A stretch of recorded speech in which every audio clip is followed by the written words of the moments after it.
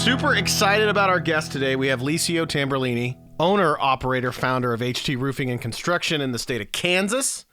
Licio, to be fair, he and I have talked before about a year and a half ago for Company Cam. And then we got into this really cool story about how Licio found his way to the United States, not to pursue roofing or owning his own business, but for a baseball career. And I thought that was super cool.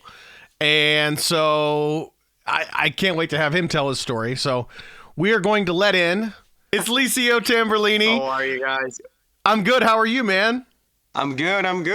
I was telling Luke, when you and I talked originally for Company Cam, we got into your story. And ever since you and I talked about your story, once we had this idea for the podcast, I was like, they're like, well, who should be on phase one of the guest list? And I kept saying, I got to have Licio on, because I don't think anybody has a cooler story of how they got into the trades or roofing or anything else than Licio. And my two favorite parts of the story, not to tease this too much, but is not only how you came to the United States and why, but the day that you were out and about and you saw a guy in a truck and you were like, yeah. And I think it's so cool like that led you to it. But first and foremost, set the stage for us. How did you were not coming to the United States to pursue a career in roofing. Why were you headed to the United States? I don't think anyone will come, from Venezuela to pursue a career in roofing. The reason why I came here was on a baseball scholarship back in August of 2010. Actually, to a small town, Centerville, in Iowa, which is closer to Nebraska than we are here in Kansas City. Yeah. And again, I did roofing and some construction stuff during the summers just for cash money, because I was coming back to Kansas City to play summer league baseball, whatever. Hold on. Where are you from? I'm from Venezuela. That's why I have the thick accent. Awesome. Okay, you're from Venezuela. Well, yeah, Venezuela. And baseball is big in Venezuela, as far as I understand it. That's like football here, when we have our winter league, and whenever there's like the 2 or 3 main teams that are playing, the country kind of paralyzes to watch the finals and things like that. It's a very, very big country into baseball. Who were your like baseball heroes growing up? Like if you were... my first hero was Mark Mawar. That's why I'm a Cardinals fan. I remember the first jersey my dad ever got for me was his, and then I loved him forever. And then started to like Albert Pujols. And obviously Yadier Molina was like my hero later on. Funny part is I actually play baseball for the community college that Albert Pujols played for, so I got to meet him while playing there. That's awesome. Yeah, cool. That dude is. I think is Pujols from Venezuela? No, he's from the DR, Dominican Republic. But it's like all Latinos just love baseball. I guess not all Latinos, because there's plenty of countries that don't even play baseball in Latin America. But like Puerto Rico, Venezuela.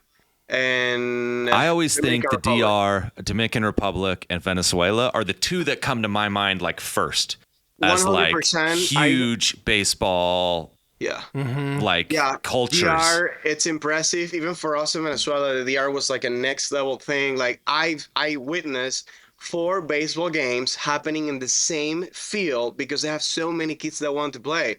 They set a home plate for the older guys on the real home plate. They set another home plate for little guys on right field, center field, and left field. So you have 4 baseball games at the same time. Every little park, it's a baseball party going on. It's insane. Like these people, they really do breathe, sleep, and dream baseball. That's it.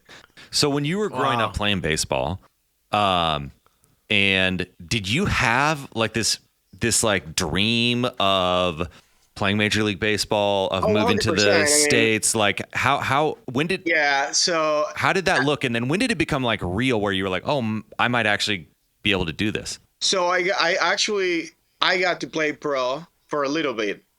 So my dad has always been, everything that I did, he was like, dude, you're never going to be second to anyone. You have to be first at what you do. So like I got that pressure from very young age, and like playing baseball or at school, everything, I had to really try to be the best or try to be perfect. He always told me, strive for perfection. You'll never achieve it, but you strive for it.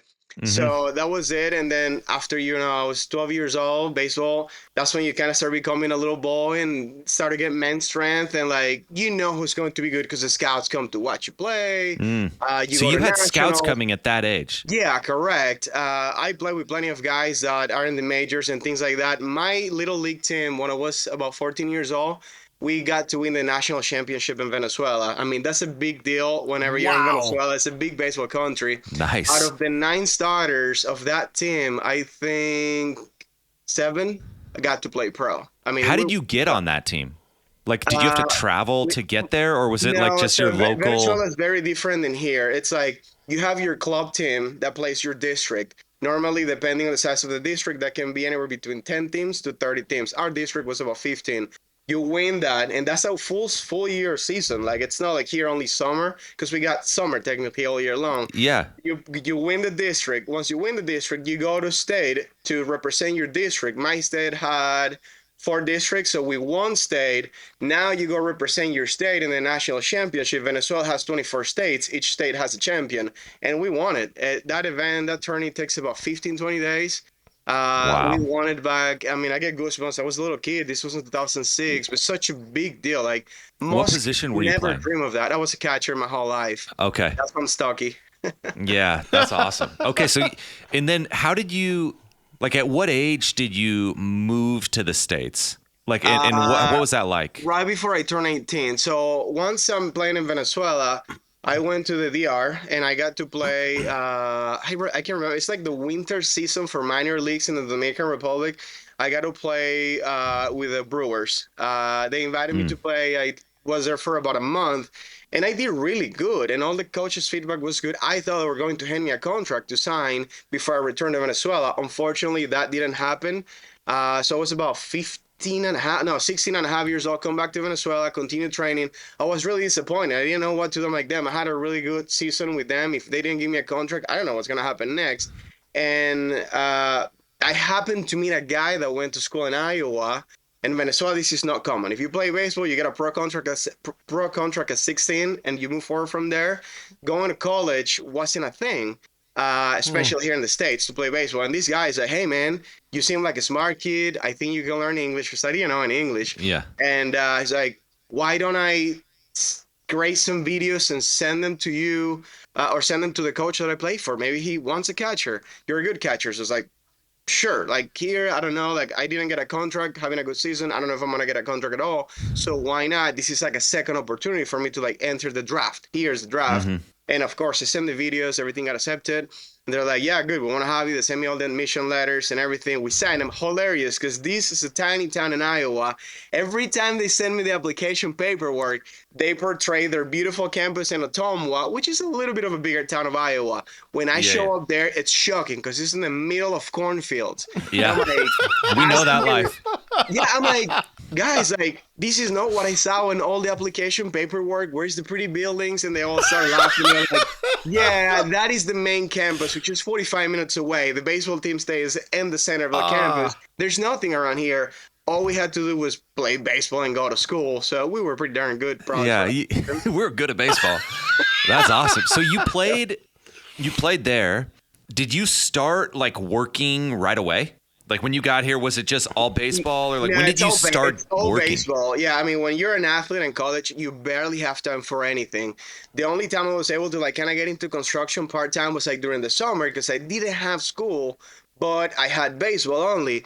So I, like it was like a good hand just in the mornings or until early afternoons, because I had games almost every night. So I'm Hispanic, so I'll be like, hey, tell the crews like, hey, dude, I work for cash, I pick up trash, whatever. Yeah. I'm like, to me, if they were paying like about $100 a day, but if they were paying me 50, I would have taken it. I didn't care. You just would have done it. I didn't really have any worries or concerns other than to go play baseball. So that's how I get started. Of course, I'm going to business school, and they sell you this college dream. You go get a degree, you get this nice fancy job. That's what I thought was going to be. I go to business school, graduate. I even did 1 year of not undergrad. I'm sorry. I went to a master's degree, like an MBA with zero experience in business. After the first week, I told my coach, if you want me eligible for the season, you need to let me get off MBA and get into like some BS degree. I'm not gonna be eligible. This is too hard for me. I've never had business experience. So I did health and kinesiology 1 year. That's like the easiest thing ever. Just to be eligible for NCAA, you have to be a full-time student. So that's what I did that last year. Then I returned to Kansas City with my major in business. And the only thing you can get out there to make a decent living is sales. If you start, I mean, I wasn't going to do customer service or something. I mean, if my English is rough right now, imagine what it was like 7 years ago. No, your English is pretty good. No, I was in customer service.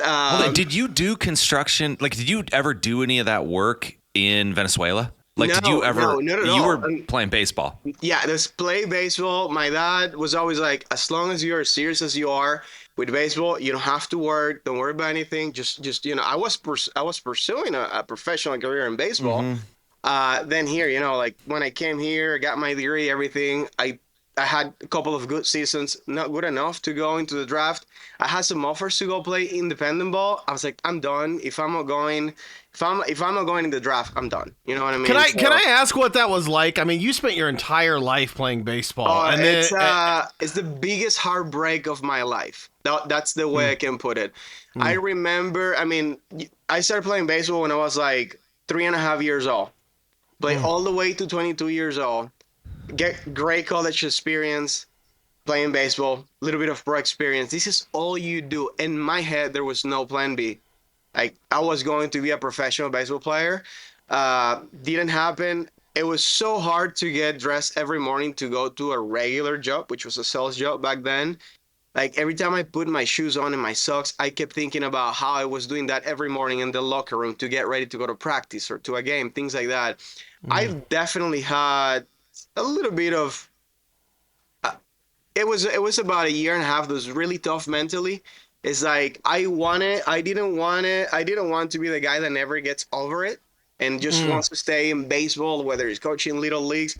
No offense, like, I appreciate those guys, but I couldn't do that because I brought so much passion to it that I knew I wasn't gonna be able to do the same as a coach, or was gonna feel frustrated the entire time. So I was like, I gotta put this behind me. It was so hard. It was a challenging 1.5 years. Like, I got fat, and it sucks. It sucks.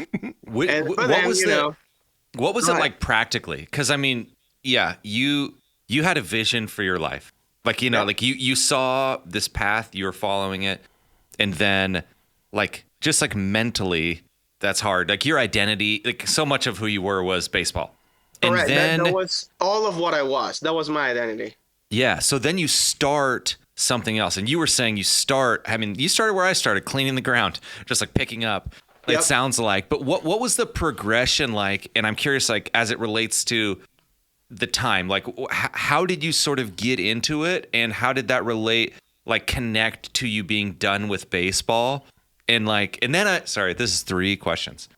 The last one is, when was the moment that you felt like you made the big, like, not that you totally got over it, but like that you made the big, like, leap or the switch where you're like, okay, I'm not waking up like miserable, I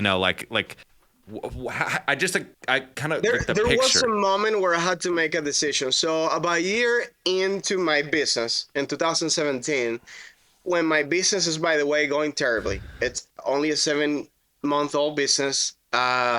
Finances are not looking great. Everything is terrible. I just had invested in the truck, the first trailer. I had 1 crew going, but everything was terrible. Financially, it was just drowning.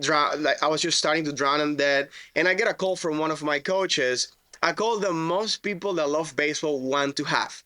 I get called to see if I want. He had just gotten a contract with a D1 program in Tennessee. I live in Kansas City. And he asked me, Licio, I am calling the top 2 guys that play for me that I would love to have in my staff. I got a D1 coaching job offering. Do you want it? You are one of those 2 guys. And I'm like, I couldn't say no right away. I said, Coach, give me a few days. I need to think about this, because this is only like, 1.5 years or 2 after I stopped playing baseball. So in my head, you start thinking like, roofing is going terribly. And what if this is really my calling? Like, I've always loved baseball. Maybe I wasn't supposed to be a in my head, it's maybe I was supposed to be a major league player, but maybe a major league coach. And this is a start. Like, not many people get a D1 offer to coach, and I'm getting one without looking for one. About a week later, I reach out to Mike and say, Coach, I appreciate you calling me. I already started a business, and you know me. Once I start something, I can quit. I feel like I'll be quitting on my business, even though it's going terribly, but I'll figure it out. He's like, I know who you are. Best of luck. He goes on. He takes 2 other guys to be their coaches with him at a D1. I continue my business. Gosh, my business continued to go like crap for 2 years. But like I told you, I wasn't going to quit, especially like if I would quit, it'll be when I'm doing very, very well, but not when I'm doing poorly, because that will mess up with my identity, you know? So I'm like doing roofing. At that point, I started to think about baseball, not because I stopped missing it. I will forever miss baseball. That will never go away. But I started to stop thinking about baseball because my worries with my business were consuming all of my time, my energy, my everything, you know? So at that point, roofing starts to become who I am. I don't care about anything else. I started to care about baseball as much as I started to care about roofing as much as I did about baseball. So now that's my identity: roofing, siding, windows, gutters, construction in general. My wife and I also have a business into real estate where we go buy properties, flip them, etc. So I'm really into construction. That's what I love. And I'm very grateful for the opportunity that construction has given me. Like, you know, if I was thinking about this the other day now, like we have an office, we have multiple trucks, we have salespeople, we have admin, we have repair guys, and there I am driving, my eyes getting watery. I'm like, man, in 2000, when was this? 2015, when I'm out of college, I was a broke college student with a degree. I had like maybe $200 to my pocket. And like now everything has been built from zero. And before I got any money, my first year I probably went $50,000 in debt. So it's like, the roofing is where it's at, man. I don't know, construction, I love it. It's rewarding. And if you do the right things, if you don't buy the fancy truck, you'll make money. Now, talk about, let's go back. You moved to Kansas City, college is over, and now you did mention you're doing some work, but like, when did you go, I'm going to start a roofing business? Well, I think I told you a story. So I had my sales job. This is like fall of 2017. I kind of remember the dates pretty well. And I show up to a place here where like there's a men's soccer league. I show up there, and a guy that wasn't my friend, I just knew him through common friends. Man, he pulls up on this brand new 2500 Ram, like probably $70,000 truck back in 2017. And I'm like, dude, that truck is beautiful. Like, what do you do to get that truck? He's like, I am a roofing contractor. And I'm like, that's it. I am becoming a roofing contractor. I swear, that was it. This is one of my favorite stories that I've ever heard. Like, the only thing I know about roofing at that point is probably picking up trash, which is what I had one in summers in the back. That's it. I'm doing it. And I literally bugged this guy. He probably hated me. We're good friends now. He probably hated me back then. I would be like, I had a sales job, so I'll do all of my sales, try to get everything done early, and like at 2-3 p.m. I'll hit him up like, dude, what are you doing? He's like, I am heading to the dumpster. Which dumpster? I want to know how you do that. And I'll go there. And it's like, the next day I'll be like, hey, what are you doing? He's like, we're finishing up a roof 1 hour from where I was. Like, I'm heading there. And there I go with my Honda Accord, dressing shoes, dress pants, dress shirts, getting up on roofs just to learn, because I couldn't get started without getting some kind of experience or like to look at more until I actually felt comfortable. So I did that for several months, kind of like follow him around to kind of learn things. And the first time I did a roof as a subcontractor, I probably sent this guy 200 photos. I'm like, boom, does this look good? Yes, that's good. Does this go here? Like, are we doing a good job? Because I wanted to make sure that we were doing a good job for the contractor that was giving us the work, but I was second guessing myself the entire time because I'm too new, and that's kind of who I am. Like, could I be a general contractor and build houses? Probably. I understand construction probably more than a lot of guys that are doing that. The reason why I don't do it is because I don't feel like a true expert on everything on a house. So I just stick to roofing, siding, gutters, and windows because one, it's easier to scale. I'm looking for a scalable business. And two, it's where I feel like I make a difference. And other things, there's plenty of other guys that are same or better than me. So I'll leave that to the other guys. But that was it. I wanted an expensive truck. That was why I got into it. What kind of truck do you have now? Yeah, I was going to say, tell him. I first buy myself a 2500. Stupid mistake that every young kid does. I got that bug out of me after the second year. So I just have a 1500 Ram. It's a nice truck, nothing fancy. I am going to have to get a chance because we're having a baby tomorrow. My wife is having a baby tomorrow. Whoa! So, man. Yeah, I have the quad cab, so now I need a crew cab. And can I go and buy me the one that I want that costs 90 grand? Yes, I can. Will I? I won't, I'll probably just get another 1500. It's still going to be a nice truck. Get the cooled seats. Like what I like, you need the cooled seats.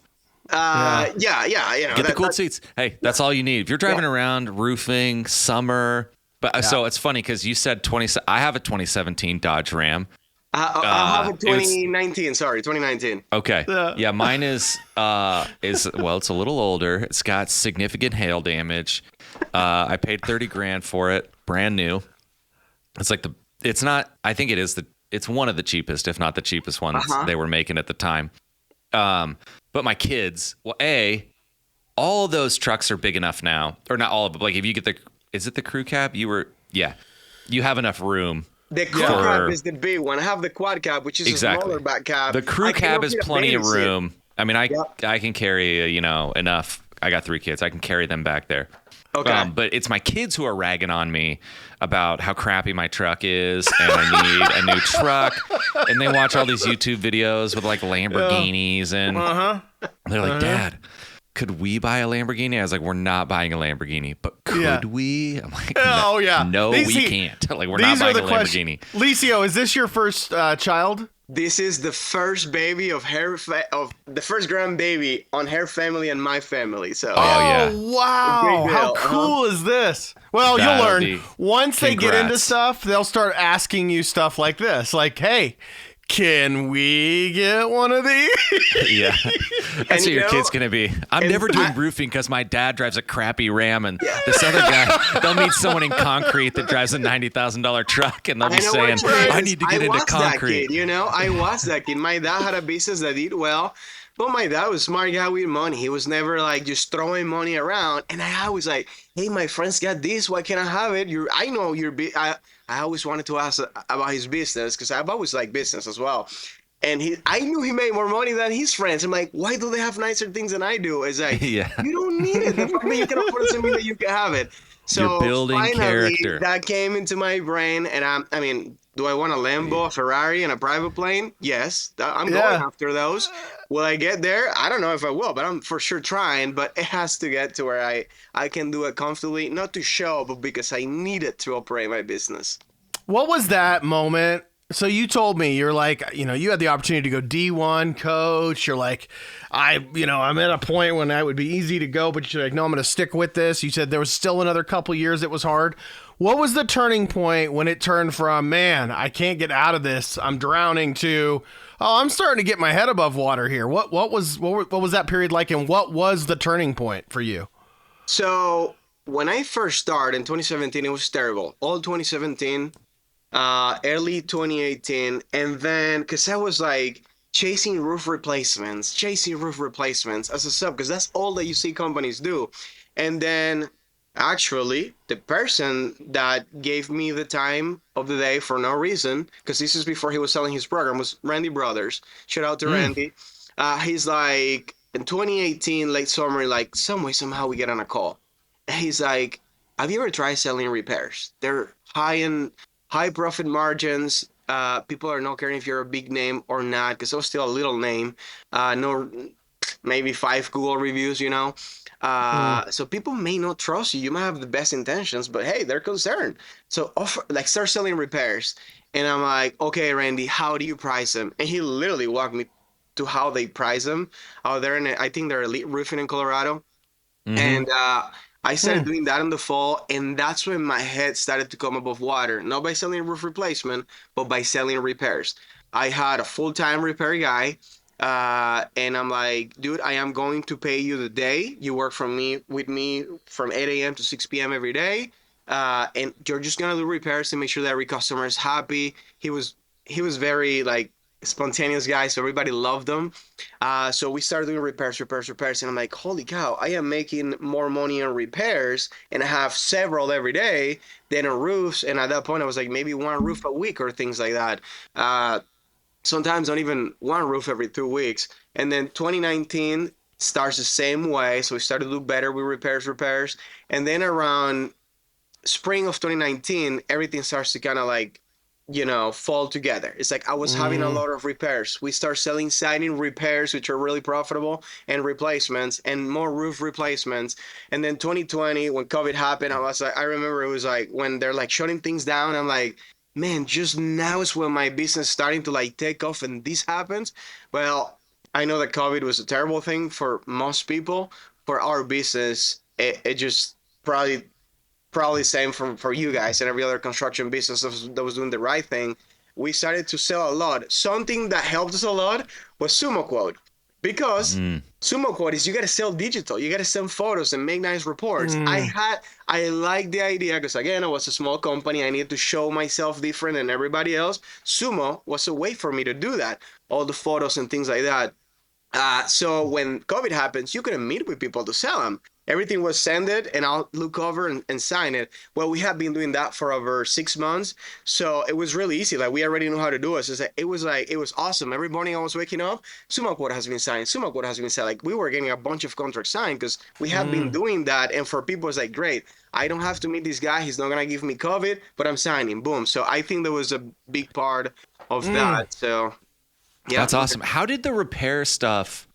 Oh well, first of all, shout out to Randy Brothers, friend of the company Cam and the podcast. If you didn't tell me how to sell repairs. Yeah, and shout out to Sumo Quote, Ryan Shantz, now Job Nimbus Quote, or I don't know if they've changed the name. Yeah, they're still Sumo, but they were purchased by Job Nimbus. Yeah. But yeah, that stuff's awesome. Great people.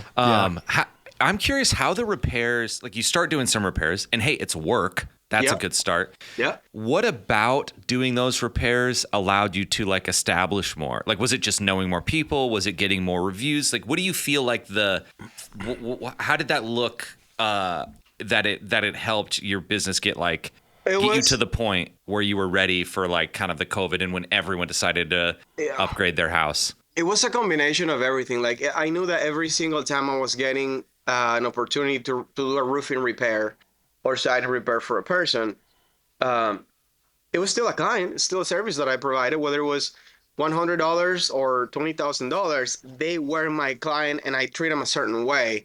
So my pitch was always like, I am going to provide I'm gonna try to provide a 5-star experience, and I'm gonna ask you at the end of the project whether I made you feel like I gave you a 5-star experience, or if I didn't, I want to know why so I can improve the way I do business. And maybe because I was even younger then, people really appreciated that I asked those things. So that was my initial pitch. I took care of them, and then I'll ask. I have more time then, so I get back on the phone. Hey, how are ya? Thank you for sending payment. I wanted to know if we were able to provide a five-star experience. Yes, you guys did. Thank you so much. Awesome. Reviews are the modern world referral or word of mouth. I'm going to send you a quick link. If you can share your experience with us here, this will help me grow my business. And I want to be a company that stays in the Kansas City Metro for a while. Reviews are going to help me do that. Can you help me with that? No one is not going to want to help you when you offer them a good business, when you offer them a good service. And that was it. I started stacking up reviews. And Home Advisor, I used to use that platform a lot, but I wanted to do more organic things. I didn't want to rely on Home Advisor only. So I was asking if they had a Gmail, I asked for a Google review. If I had something else, Home Advisor review. So I started to do that way. And then, once you start getting past the 60 reviews and they're all positive, you start to get organic calls, and we do. We don't push them. We don't push our reviews as hard as we should. We have over 100 5-star reviews, but that definitely helps, because when we ask what made you go with us, people say, well, it's just reputation. Everybody has good things to say about you online, and that's my pitch. I never try to sell we installed this many roofs or yada yada yada, because everybody installs Owens Corning, Malarkey, GAF. There's nothing special about the shingles. Everybody will put it. You can promise whatever that's coming out of your mouth. So I tell people, here's who we are. We're licensed, we're insured. Here's our registration, our local license. I'm not gonna brag about how we do business. We'll strive to do our very best to give you a 5-star experience. Don't go by what I say. I'll give you referrals if you want me to, but go online and just search online about us and see what other people that work with us say about working with us. And people, I already did my research. Let's just sign the contract. Great. That's all I like to hear. So. That's awesome. Although I've had people recently actually tell me, your reviews look iffy. You only got 5-star reviews.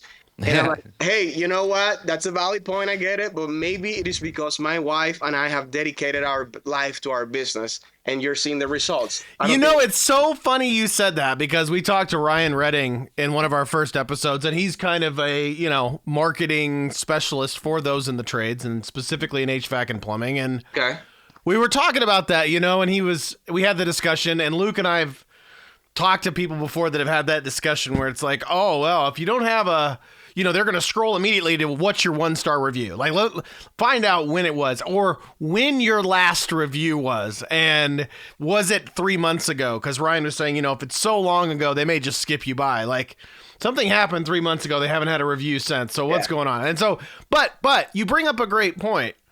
In a way, in a world where it's like we're always trying to think of, but like the gotcha moment or this and that, it's like, hey, maybe I'm just really good at this. I mean, It's like, go with me on this. I might be really good. I might deliver a great product. Guess what? Every single time. Like, I love that you approach it that way. Like, there's a too good to be true, especially on the internet, especially with reviews. Like, everyone kind of knows. I mean, if it's almost like you were saying, too perfect or whatever, like you puts you on your guard a little bit. And I recently saw, I don't know, it was probably like a TikTok or something, but this company had this situation where they had it was almost like the reviews were too good. And so they had a customer write a 1-star review, but then they wrote a good review. They said, like, the person, it's almost like the person that asked said, I didn't believe these reviews. And so they were like, hey, just put a 1-star review, just put 1 star on it and write your review with the kind of like what John was saying. Everyone's going to go read that 1-star review. If you see that there's like 96 5-star reviews, 1-star review. Oh, what happened to that person? That's interesting. You're going to read that one. And if that one is this, hey, this all probably looks too good to be true. That's what I thought. And then I worked with Licio and his wife, and it kind of actually is real. They just really care about, like the idea that like the 1-star review, the blemish on a perfect record is like instantly attracts our attention and is actually a place to do compelling marketing. Which I just thought it was like a great idea. And I was like, oh, that's clever. I don't have the problem. Company Cam does not have the problem of only 5-star reviews. So we can't really try it ourselves. We got plenty of detractors. We wouldn't be where we are without Company Cam. No joke. We appreciate that. And I mean, most people like it. Walk-through videos sell roofing on their own, because no one is getting on their roof with you. So if you're doing a video and nobody else is doing it, and I tell my guys, like, hey, if you're going to use the walkthrough feature, make sure that your face looks invested into the inspection. Don't be explaining with a blunt face. Like, be exciting, transfer your emotion, your passion about roofing, and it helps, Like, from baseball to acting coach, it's you have really come full circle. But no, we got a question. Cool. I was at it was, I think, the new updated version of, is it Win the Storm? One of these events. It was in Vegas. I never go to any of them. I probably should go. Yeah, it was this one was good because someone just, now I'm blanking on his name and I feel bad. But he bought this event away because it was a little bit of a kind of sketchy operation, apparently, and it's not anymore. That's not the point. The point was, I had this guy there trying desperately to work with me to figure out how to get these walkthrough videos onto Instagram.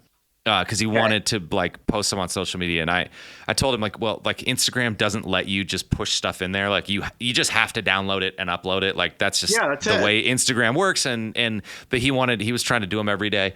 But that kind of personalized explanation, like it's very clear to me that you are in the business of building trust. That like it's the reviews, the experience. We're going to tell you and that's what's going to sell. Like when you have only 5 reviews, people have this uncertainty. Can I trust you? You know, I might meet you and like you, but like, I just don't know. I don't have as much confidence in whether I can trust you. And then as you get further and you've got the reviews, you've got like, you have a lot of the kind of like core basis covered, that the teaching, explaining what's going on, because no one knows anything about their roof. I've sold a lot of roofs in my life, and they don't know what the gutter apron does or what the chimney flash. I mean, they can look and see, oh, this is old and dirty and disgusting, and this is like nice and new and clean. But we're all more likely to trust the person that explains what's going to happen. Like, this is this, and this is what we're going to do, and we should probably take care of this, and like that.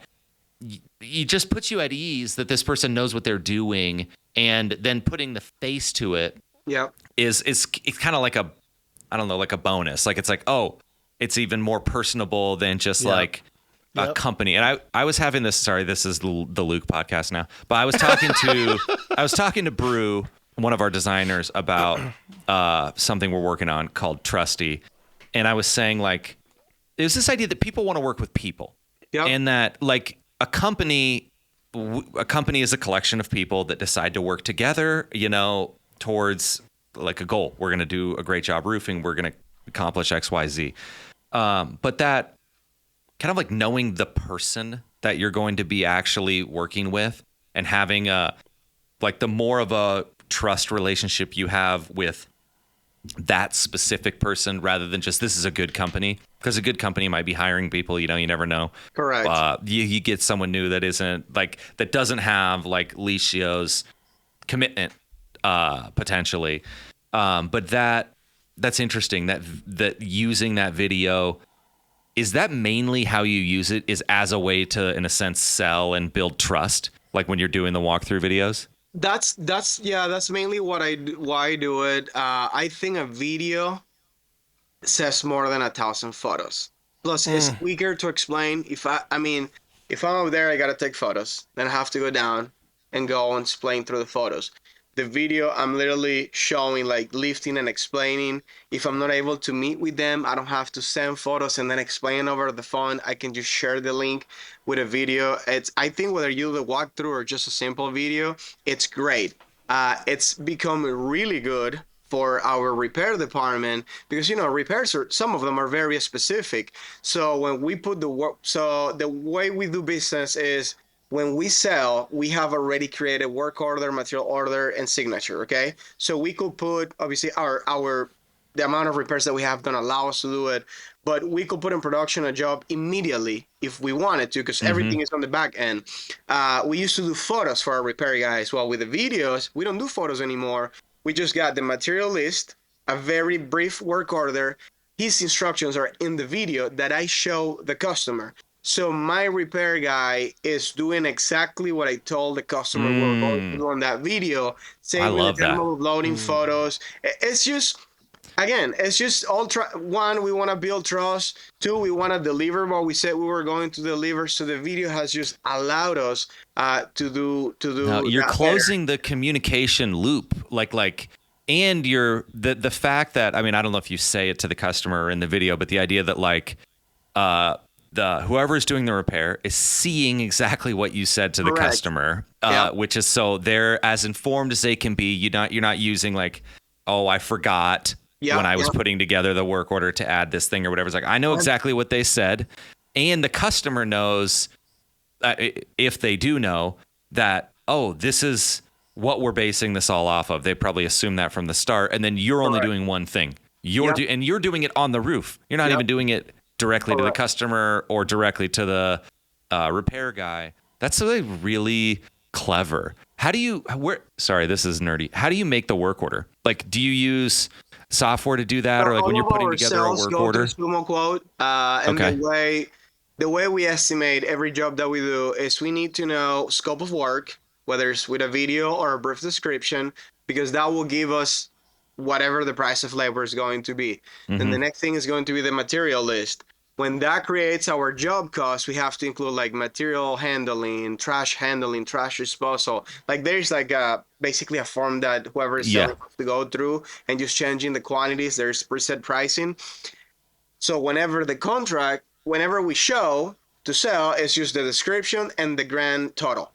They sign on the grand total, but the person in our office goes then later into the back end and toggles on everything like material-wise, and she creates a second copy for our repair guys only. And they basically get we don't print things for them. We send them to them via WhatsApp. That's what we use for communication in the company. And basically they get the work order that has a photo, because it's with Sumo. It has a photo of the house. All the photos are from Company Cam, link to Sumo. So front of the house. So I make sure they're going to the right house in case Google Maps or Apple Maps messes up and sends them somewhere else. They'll call, hey, this is not the house. We'll find it because that's not the one on the photo. And then there's like, customer name, and then everything else is there. Video. So it's really easy. Like, I mean, we do a lot of repairs every week, and repair work, you have to be a lot more specific than replacement. I talk to our repair guys maybe once a week in the office, just to like, hey, like, like things that we have to talk about. Checking in. Checking in more than anything. But as far as like the work, they know what to do because the work orders are so specific because of the video or all the photos that we're able to put up there. That's awesome. I mean, like those guys are doing repairs right now. I've seen them coming in and out of the shop just to come and pick up material. I don't have to repeat again what the material is. That's great. And one thing that we like, even starting Company Cam, like whether it's the photo, the video, it creates like a shared understanding. Like we're looking at the same thing. And especially in roofing, there's often like a language barrier. Which it could be English to Spanish, it could be Venezuelan Spanish to Mexican Spanish. I'm actually curious about that. My wife is Mexican, so I was like, okay, you're in the deep end there. I don't want to leave this call before learning some Venezuelan like phrases, because like every country like that speaks Spanish has like their own like sort of like sayings and things that are always like interesting and I don't know, funny and cool, and I like knowing them. So that we could save that. My family sometimes will say like an entire phrase in front of my wife who speaks Spanish. Yeah. And she's like, what did they say? And then like have to translate from Venezuelan Spanish to like proper Spanish, because like it's I mean, just I guess in English is kind of the same, well, you got different dialects. It's like if you were from Kentucky, Jamaican, if you were put someone like and I'm not trying to insult any person here, just that there are different dialects of English. This is a fact. But if you take someone from like Appalachia, like Kentucky area, and introduce them to someone from Dublin, Ireland. No. I mean, this is the thing though. It's like we're talking countries. Like you already have issues across like states a little bit, but like someone from Ireland talking to someone from Kentucky. Like, it's like that. Yeah, they can get to the point where they can communicate, but so much of the like way that words you use for things, phrases, how you, like there's just so much variation, and in Spanish it's like that. Almost like and then some, because there's so many different countries that speak Spanish that have like a dialect, and that's why there's so many. There are so many interesting phrases. Like I remember saying things. I lived in Spain for a little while that I learned from like all my Mexican friends, and they were just like, "You can't say that. Like that is not that is a terrible insult." And I'm like, "Oh, sorry. I just thought I was ordering a Coke." Like from Venezuela to Mexico is the same. One time I went to play a World Series in Mexico, and we land in the airport. I'm starving, and I go to ask for a straw at Burger King in the airport. And the way you say straw in Spanish is called pitillo. In Mexico, it's called popote. Well, but pitillo means a blunt. And I tell the lady, like, can I technically, it's like me showing up to a Burger King and saying, hey, can I have a blunt? The lady was like, son, we don't sell that here. And I'm like, no, I need one of those. And she's like, oh my God, popote. And then she gives it to me. Oh, Exactly. That is a perfect example. Yeah. Where you're like, I just that's- wanted a straw, and I've inadvertently tried to buy narcotics. That's In so an good. airport. at an Yeah, airport. yeah, in an airport. Like, Oh, that's so that good. is- Okay, well, we were talking about contracting. I think I took us off the It's plot. okay. No, we got to finish with this. So there's one thing in my 2+ years of working at Company Cam, I've only had an extended talk about the love of baseball with one person, and that's Licio. Now, Licio, in a bit of irony, is a Cardinals fan. The Cardinals were the only team to basically ruin the Texas Rangers' chances of winning the World Series when they had them down to 2 strikes twice, or 1 strike We will twice. see you tomorrow night. I'll never Yeah. forget. Yes. Now, since we talked about having my favorite player for the Rangers was Pudge Rodriguez. And we were talking about Pudge, and that was his favorite. And so we had this talk. And since then, they have won the World Series. So I'm bringing this up on the podcast that Licio is the reason, I believe in my heart, that they won the 2023 World Series. So thank you for that. I'm glad we had the discussion. That's awesome. It feels nice to see your team win the World Series because you never know when it's going to happen again, you know? And here's what I tell everybody, because I have friends that are Cubs fans when they finally won it, and Royals fans, when they finally won it recently. And I was saying, here's the deal. I don't care what happens. I don't care what happens in 2024. I don't care what happens in 2038. I've been waiting 40+ years for this. It had never happened in franchise history. So for me, anything else that happens is a bonus. I'm good. Like, everything's fine now. But I had John, to say were you like a Nolan Ryan fan? Like, how does one become Huge. Astros? Okay. no, not Astros. Rangers. Well, I mean, they have oh. A-Rod, they have Pudge Rodriguez. I mean, they've had so many great players. Growing up when I did, Nolan Ryan and Pudge Rodriguez for me that was it, man. It was like that. Because Pudge It came adds up up. when Pudge was my second hero. it was just, I said awesome. Astros. I feel like one of our guys here, Ron Chernikowski from Houston. Yeah. I haven't seen that guy not wearing an Astros hat. It is always happening. Anyway, back to contracting. Yeah, Good sorry. Contractor Podcast. Yeah. So anyway, I got to ask Licio, we always finish up with this. One, we allow Luke to vote whether somebody's a good contractor or not. Now, I need you to play along because you don't have to quit contracting if Luke gives you a thumbs down. I think it would be a pretty bad move if he gave you a thumbs down because I think you're a great contractor. But we're going to allow him to vote anyway. But first of all, we want to ask you, when you hear the term good contractor, how would you describe it? Somebody that's knowledgeable about what they're actually offering so that they can train their staff properly to deliver that service the right way. And, that involves being professional, being honest. I think that's the most important one. And then after that, it's so much deeper than that. To be a good contractor is not just knowing the trade. There's a business aspect that is also huge.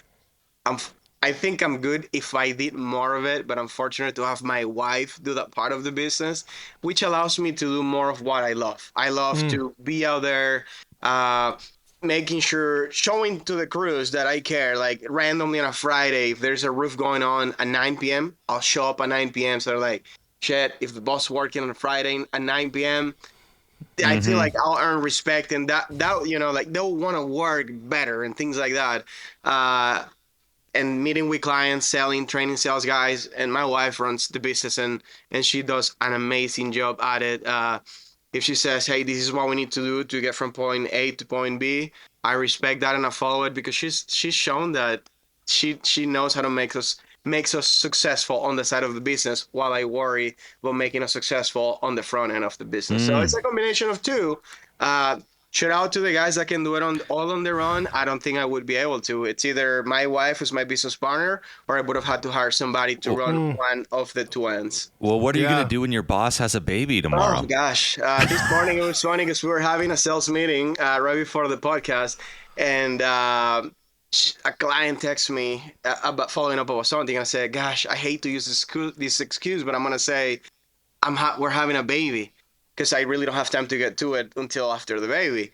And then something comes up and asks her, like, well, haven't you gotten this done? And she's like, because I'm having a baby. Yeah.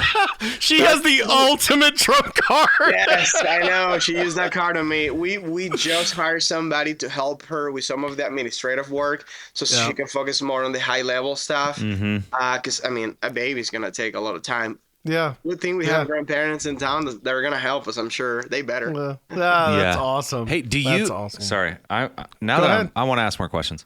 Do you still have a lot of family in Venezuela? Like, do you go back and forth? Like, because that just seems hard. I don't go anymore. I used to go about twice a year. I stopped going in 2013. My Venezuelan passport actually expired in 2017, and I didn't renew it. Multiple reasons. I love my country and where I'm from. I don't have anything against the people of my country. I am very open about this. I am totally against the political environment in Venezuela. I have money to go spend in Venezuela, and I know that if I go back there to spend money, I am just helping the business of people that got small businesses because of not the right way, just because they took advantage of their political system that they created for them. So that's reason number one. Well, yeah, Venezuela's been a it's been terrible. It's been a catastrophe over. It gets better. Yeah. It's beautiful. The people are great. Maybe one day I can go get into like being an American. I'm an American citizen now, so I know that as soon as I enter, it will show on their system that I am an American citizen, and I have an expired Venezuelan passport. The only way I can renew my Venezuelan passport is there. They can ask me for money. They can kidnap me in the country to get money from me until they give me the passport. Hey, I have a life and a business to run here, so I cannot afford. Yeah. It's a big risk. And I've been really open about it on social media. I don't know if, I don't know. Like, I don't think I am, but what if they have me on a list? And as soon as I walk into the country, they know it. So I don't see me going to Venezuela anytime soon, but who cares? I'm in the United States, and this is the best country in the world. If you think otherwise, go USA. I can throw you around. Well, that's, I thanks for answering that. And just because I knew that Venezuela has become like politically difficult, or it's just been a catastrophe, and I assume that has to just affect everyone. Yeah, and one you way or another. My family for that reason. My immediate family is all here. My father, my sister, my mom. My mom, dad, sister, and brother. They live here. My brother in New York. My sister and my parents here in Kansas City. But the reason why they came here, it's because of everything that's going on there, essentially. Yeah. Okay. Well, I'm glad to hear that. I was wondering if you still had people there and like had to deal with that situation, but it doesn't sound like it. And I'll just go ahead and say, I think you're a great contractor, Licio. I mean, he's clearly killing it. And then coming from, well, I mean, it's another country, new language, let's say fallen dreams. Third language? Yeah, I guess I'm speak Portuguese? But my family is Italian on my dad's side. Oh, so I learned Italian before I learned English. So yeah. I counted as 2.5 because Spanish and Italian are. No, I'm just trolling. But like Licio, when I read your name, that was I thought Italian. Like that just made sense. So you speak Italian, English, and Spanish. All seemingly fluently, I have to imagine, because your English is... My Italian used to be fluent. I don't speak it often anymore, because I used to always speak it with my grandmother, or when I went to Italy on summer trips. After baseball got too serious, I didn't have time to go to Italy anymore, and my grandma stopped going back to Venezuela because of how dangerous it became. So I only speak it like once every 2 weeks when I call her via FaceTime. We went to Italy in 2022, so like if I go there, I can communicate easily. Yeah, and I pick it up after a few days. You can figure out how to order some spaghetti and some pasta. That's all you need to do. It's so good. Oh, the food is amazing there. You haven't had pizza until you haven't had margarita pizza in Italy. I was like, oh shit, this is this is different. Yes. Yes. One of our CFO, Tolan, got back from Italy like 2 days ago. He went over there for a wedding and come back just raving. And I was like, I've only been there once, but I've never eaten better in my life. Anyway. Fact. Licio, Congratulations, my friend. Tomorrow's Thank a you. big day. I really appreciate you taking the time. I scheduled this podcast. He's like, hey, man, I'm trying to go. We're trying to have a baby. You want us to talk at the Good Contractor Podcast, but you're the man. Thank you so much for joining us. Yeah, Hey, this is seriously awesome stuff, appreciate it. no matter what happens. No, thank you guys for having me. It was fun. Let's do it again sometime. You got And it. congrats. Thanks, Licio. Congrats, Thank you, guys. man. Congrats, Have a good one. Dad. Take care. Thank you. See ya.